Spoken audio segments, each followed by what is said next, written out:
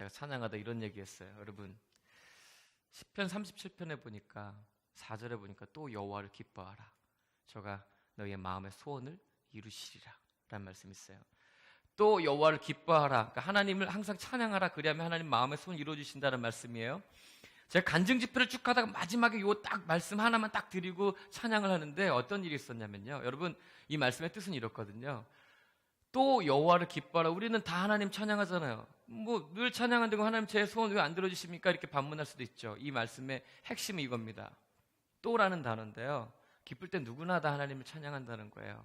좋을 땐 누구나 다 하나님을 찬양한다는 거예요. 심지어 하나님 모르는 사람들조차도 좋은 일이 있을 때는 하나님 찬양한다는 거예요. 예를 들면 여러분 이런 거 있죠.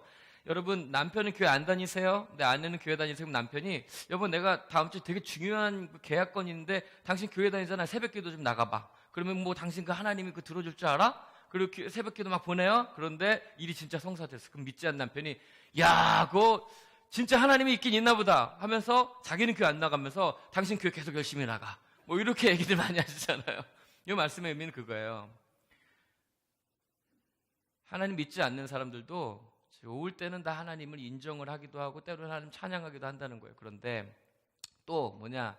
기쁘지 않을 때, 슬플 때, 하나님께 기도하는 거 하나님이 응답하시지 않으실 때, 또 내 가장 사랑하는 걸 하나님이 가져가셨을 때, 그럴 때도 하나님께 감사하며 찬양해보라는 거예요.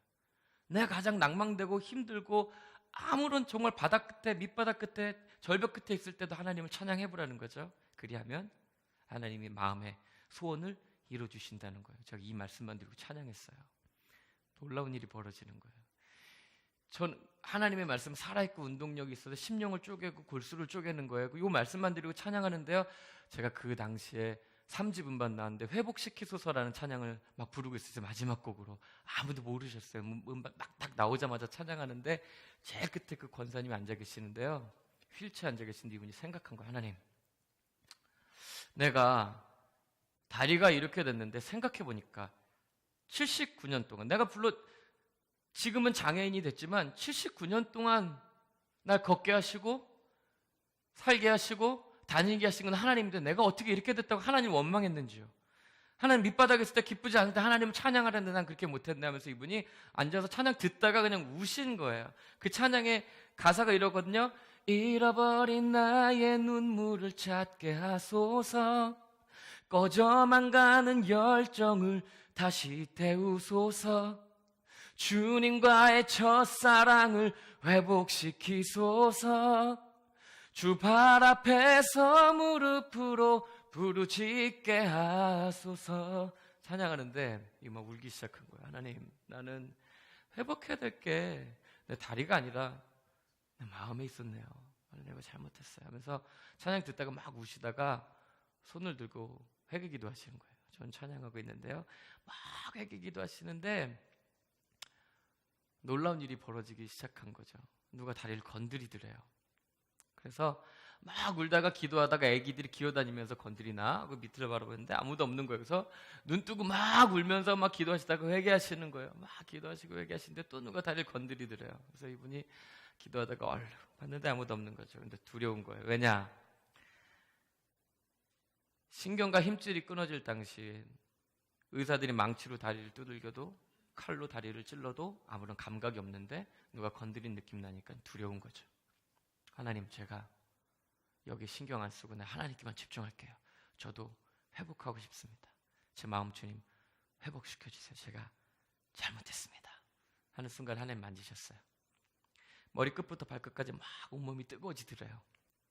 너무 뜨거우니까 견디지 못하고 휠체어 잡고 손에요 힘을 주고 아 뜨거 하면서 일어나신 거예요. 일어났는데 일어나주셨어요. 문제는 이 노래가 굉장히 조용했다는 거죠. 아 뜨거 하고 혼자 일어나셨어요. 왜 그러시지? 봤어요? 손을 뗐는데 본인이 일어나신 거예요. 한 발짝 움직여보니까 움직여져요. 다시 한 발짝 움직여보니까 움직여져요. 저 뒤에서 할렐루야 하면서 왔다 갔다 하시는 거예요. 문제는 이 노래가 굉장히 조용했다는 거죠. 혼자 왔다 갔다 하시는 거예요. 할렐루야 하시면서. 예배 다 끝나고 목사님 밑에서 조심히 가시라고 인사하고 1층에서 계신데 권사님 걸어서 울면서 내려가시고 목사님 앞에 전 뒤에서 사인도 해드리고 사진도 찍고 나중에 내려갔는데 목사님이랑 권사님이 막 우시고 그랬다는 거야. 제 손을 잡으시고 목양실로 데려가셨어요. 그리고 이 권사님 사셨던 이야기를 하시는 거예요. 치료됐던 그런 오늘까지 일들을 쭉 말씀하시는 거예요. 제가 그 이야기를 듣고요. 여러분, 저는 아무것도 없고 보잘것도 없고, 근데 제가 생각하긴 그랬어요. 그 권사님에게 역사하셨지만 하나님은 그 일을 저에게 보이기 위하여서 그 일을 보이신 것 같아요. 왜냐? 저는 찬양을 통해서 예수 그리스도의 살아계심을 전하거든요. 이 일이 있고 난 다음에 학교를 가든 뭐 어느 곳에서 어느 단체에서 초청받아서 제가 콘서트를 하든 전하지 않을 수가 없어요. 하나님 살아계신 걸. 2000년 전에 역사하셨던 그 예수님, 바디메의 눈을 고치시고 죽은 나사로를 살리시고 혈루병 여인 고치셨던 그 예수님이요, 2000년 전에 활동하셨던 예수님, 2000년 전에 역사하셨던 예수님이 아니라 2012년 지금도 살아서 역사하고 계신다는 거죠.